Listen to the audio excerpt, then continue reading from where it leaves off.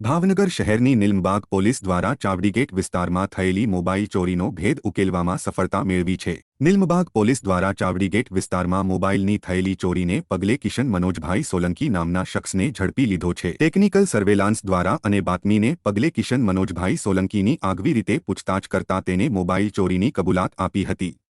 આમ મોબાઈલ ચોરીનો ભેદ ઉકેલાયો છે।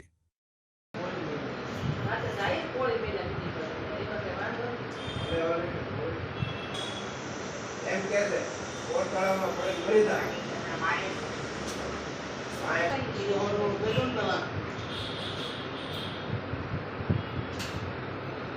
કોઈ મહિલા બેઠી